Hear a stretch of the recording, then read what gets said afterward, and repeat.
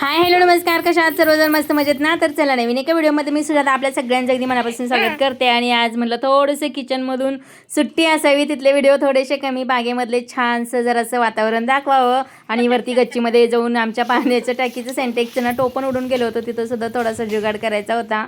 थोडेसे नारळ वगैरे काढायचे होते, मग म्हटलं आज तेच थोडंसं शेअर करावं. तर असे हे लॉंग व्हिडिओ पाहायला तुम्हाला आवडतील का नक्कीच कमेंटमध्ये सांगा. तर असे व्हिडिओ बनवण्याचा मी प्रयत्न करेन. तर गच्चीमध्ये जायची तयारी केली होती, तोपर्यंत मम्मी बाहेर गेला होता, त्यांना पॅटीस घेऊन आलं होतं. मग म्हटलं की पॅटीस खावा आणि मग वरती गच्चीमध्ये जावं तुमचं काम करायला. आता आम्ही वरती गच्चीत चाललो होतो, आमचं जरासं काम होतं. तोपर्यंत मम्मी आता बघा इथं बाहेर गेलत्या विजयनगरला, तर तिथनं छान असं पॅटीस घेऊन आलं, खावा आणि मग वर जावं म्हणाल. गरम गरम आहे म्हणजे खावा. होय, आता हे खायचं मग वरती जायचं. हे आधी या तो बोलतो ना आपण लागली जीव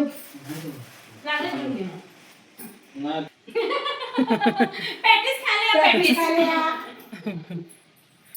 असं आपल्याला गच्चीत जाऊन खात बसवलं नाही वर गच्चीत चल. हा ह्यात आम्ही गच्चीत जाऊन खावं मस्त खायच्या अगोदरच बाई चला घे खायला पटकन ते गच्चीत तर आता वरती वारं इतकं सुटलं होतं की सगळं थंड होईल म्हणून बरं, प्लॅन आम्ही सगळा हे चेंज खाऊन केला आणि घेणार आहे, मग म्हटलं त्यानंतर मग पॅटीस गच्चीमध्ये खाऊन जाता आपण जाणार. वरती गच्चीमध्ये जाऊया. गच्चीत जाणार आहे. हाय अर्चना, लहानपणी खेळली नाहीस का? होय आता खेळणार. नंबरला सध्या ट्रेन चालू झाली बघा, इथनं ट्रेन चालली आहे. तर सकाळी सकाळी 11 वाजेपर्यंत तरी अर्ध्या तासाला अशा ट्रेन जात असतात आणि आवाज भरपूर येत असतो, पण बघायला भारी वाटतं. पण गच्चीत असं जास्त जाणं होत नाही. मग आज थोडंसं आमच्या सेंटेक्सचं ना तर ते झाकण उडून गेलं होतं, मग थोडंसं जुगाड करायचा होता. जे काही झाकण मिळेपर्यंत थोडंसं म्हटलं काहीतरी साडी किंवा काहीतरी घालूया, तर ते करण्यासाठीच वरती गेलो होतो. आता वरती गच्चीमध्ये गेल्यानंतर अगदी कोकणात गेल्यासारखं वाटतं. भरपूर अशी नारळाची झाडं आहेत आणि समोर बघा हे फणसाचं झाड आहे. सुमित्रा त्यांच्या दारातलं हे फणसाचं झाड आहे. भरपूर फणस लागतात उन्हाळ्यामध्ये, आम्ही इथलीच घेत असतो. आणि छान असं नारळाची झाडं भरपूर आहेत. आणि हे आहे आमचं नारळाचं झाड, आणि याचे नारळसुद्धा वाळले होते. मग खाली गाडीवर पडतात किंवा डोक्यात पडतील म्हणून तेच आज काढायचं सुद्धा होतं नारळ थोडंसं. तर हे सुपारीचं झाड आहे, जवळजवळ 3-4 वर्ष झालं सुपाऱ्या लागतात ह्याला, आणि भरपूर वेळेस काढलेल्या सुद्धा आहेत. छान इथं सुपाऱ्या लागलेत आणि सुपाऱ्या भरपूर. जेव्हा आमचे पप्पा होते ना तर तेव्हा पप्पांनी झाड लावलेले आहे. सुपाऱ्या बघा किती भरपूर लागल्यात अशा. आता भरपूर ह्याच्या अगोदर सुद्धा लागलेल्या, पण आता पण छान लागलात.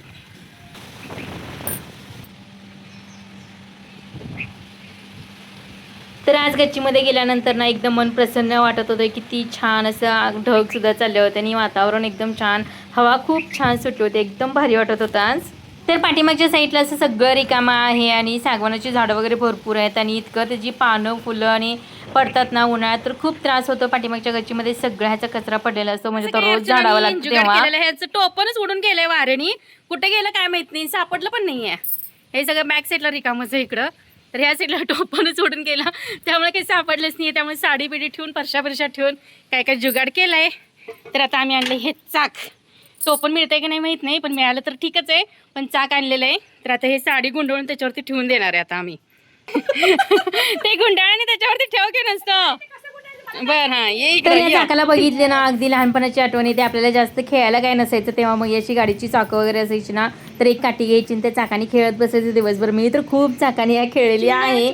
ते चाक बघितले की मला हे आठवण झाली. थोडंसं गच्चीत गेल्यानंतर खेळायचं म्हणून परत लक्षातच केलं की सगळं पाठीमागचं दाखवत बसले, त्याच्यामुळे काही लक्षातच राहिलेलं नाहीये. नंतर थोडंसं खेळायचं म्हणत होतं चाकात, पण काय ते झालेलं नाही. नंतर लक्षात आलं की बाबा हा आपण असं म्हटलं होतं की थोडंसं खेळूया.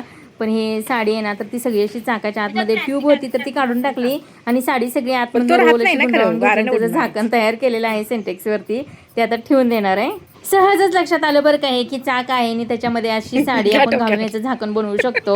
मग थोडंसं जुगाड करून हे झाकण केलेलं आहे तात्पुरतं, म्हणजे जोपर्यंत आता त्याचं झाकण मिळत नाही तोपर्यंत. आता काय वाऱ्याने उडून जात नाही, सोड. वाऱ्याने टायर यायचं नाही ना खाली.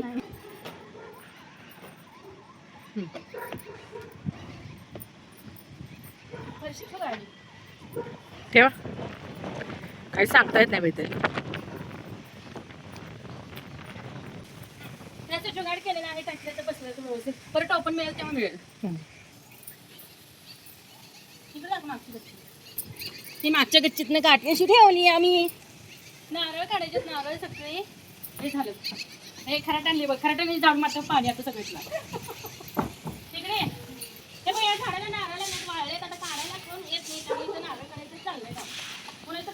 खायचं नारळ.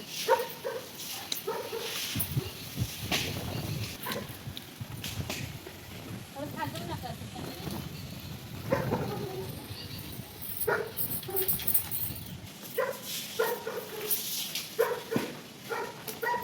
तरी तर पूर्ण एक घस आहे ना, तर नारळ वाळले होते आणि ते काढायचे होते. म्हणजे गुंड वगैरे तयार झाले नव्हते, खोबरं होतं त्याच्यामध्ये, थोडंसं पाणी होतं आणि थोडंसं म्हणजे वाळलेलं 1-2-3 वाळले होते आणि बाकीचं पाणी होतं. तर हे सगळे नारळ म्हणलं आता कोणाच्या तर कधीतरी डोक्यात पडायचे, म्हणून मी हे सगळे नारळ काढून घेते आता. आता दिसायला अंतर हे थोडंच वाटत असेल, पण काठी घेतल्यानंतर इतकं जड झालेलं ना हात, म्हणजे नारळ काढेपर्यंत हात एकदम असा जड झालेला, खूप दुखत पण होता. तरी सुद्धा अंतर थोडंसं लांबच होतं, त्यामुळे ते काठीचा बॅलन्स होत नव्हता, त्याच्यामुळं थोडंसं हेवी वाटत होतं ते. आता चाल बाबा.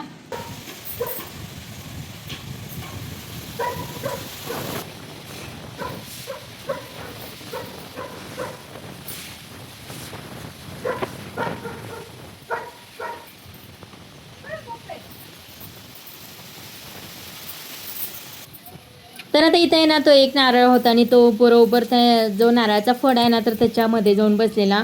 इतका त्रास दिला ना त्या एका नारळाने काढायला, आणि तो निघत सुद्धा नव्हता. मग म्हटलं थांब अर्चना, ये आपण दोघीजण काठी पकडूया आणि दोघीजण असं ओढून काढूया. तर मग अर्चना सुद्धा आली, मग आम्ही दोघींनी मिळून तो नारळ आहे ना तो ओढून काढला. खूप त्रास दिला त्या नारळाने.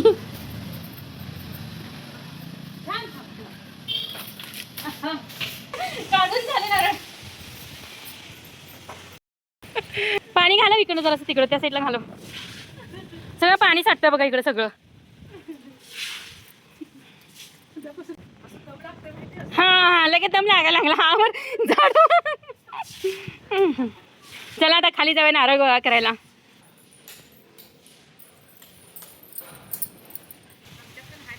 पेरू भरपूर लागले त्यावेळेस.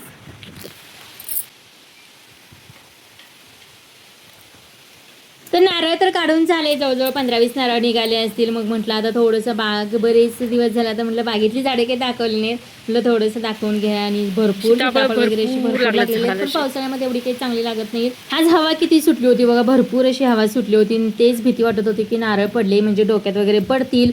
तर एकदा मी या नारळाच्या झाडाखालीच गाडी लावली होती, बरोबर ते पेट्रोलचा काटा दाखवताना तिथे नारळ पडलेला, आणि तेव्हापासून ते आता काहीतरी तुटलेले, तेव्हापासून प्रॉब्लेम झालेला आहे. म्हणून आज सगळे नारळ काढून घेतले इथं. भिंतीवर नारळ बघतो म्हणते, पलीकडे पडले होते पलीकडच्या प्लॉट मध्ये. काय करू यायचं मग वड्या? सगळं नारळ ठेवा, मी शूट घेते. दरवेळेचा डायलॉग आहे, दरवेळेचा डायलॉग आहे. आज कसलं छान वातावरण झालंय, पाऊस नाही काय नाही, जरा मस्त छान वाटायला लागले. ठेवा नारळ.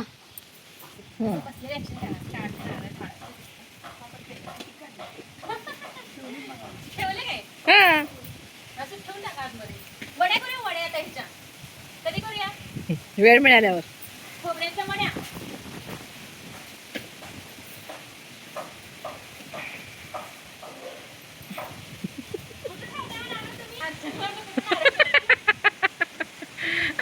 सगळे पक्षी खाऊन गेले पण काढायची झाली नाही. भरपूर पक्षी खाऊन गेले झाडाची सीताफळ.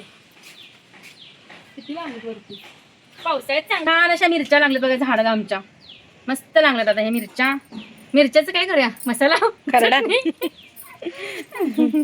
हे गवत फुल आहे. ते फुल पण दाखव किती छान आहे फुल.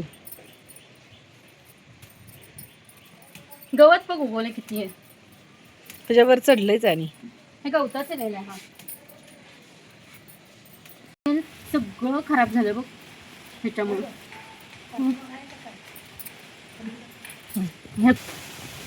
चालवा. चालू नाही. गवत बघ किती उगवलंय बागेत. काढा.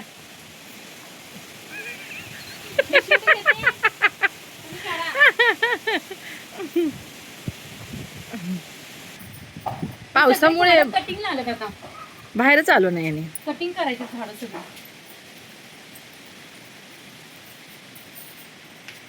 झाड आहे अर्चना मध्ये बटाट्याचं झाड आहे. मिरचीचं झाड आहे, बटाट्याचं झाड आहे. ही अर्चना मुंबईला राहिले ना, त्यामुळे तुला काय माहिती नाही.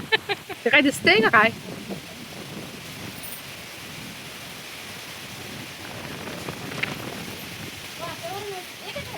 एकच आहे, असतील वरती. मसाल्याचं झाड. माहित नाही सगळं काय करायचं.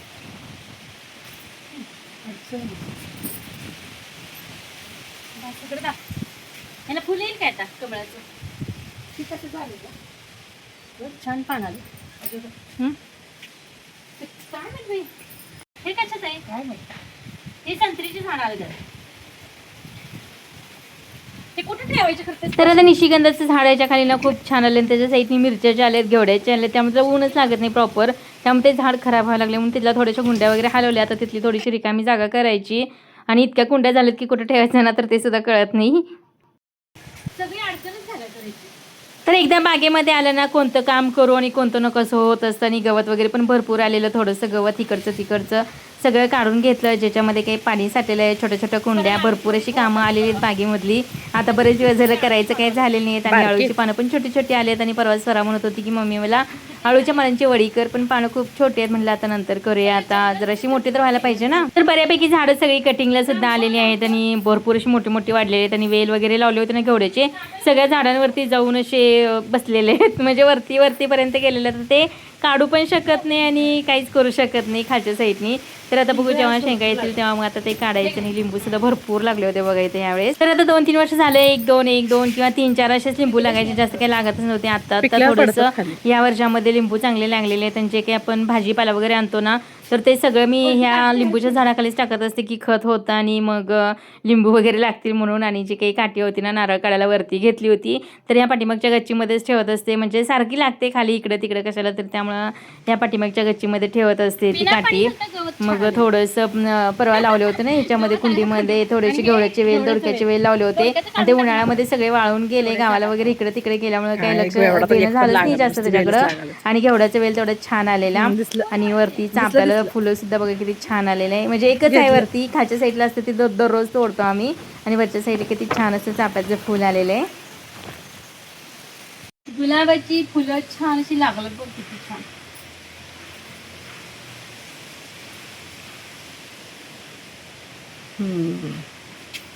हे बघ पानं किती छान आहे. काय तर अशी काही होती आज बाहेरची थोडीशी कामं आणि गच्चीमध्ये वगैरे पण ते सिंटेक्सच्या टाकीला थोडंसं जुगाड, नारळ वगैरे सगळं काढून घेतलं, बागेतली थोडीशी साफसफाई केली.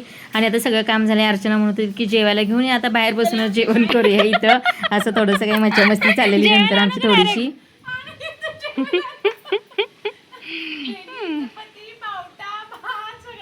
बरं ठीक आहे झाडाखाली बसून जेऊया आज.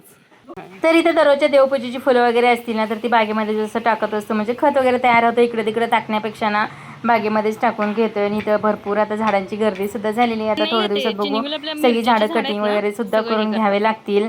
आणि छान अशी आता पावसाळ्यामुळे छान अशी थोडीशी फुललेली झाडं आहेत बघून मला प्रसन्न वाटतं, कारण उन्हाळ्यामध्ये इतकी सुकून गेली होती ना, पाणी असलं तरी सुद्धा, पण पावसाचं पाणी ते पावसाचंच पाणी.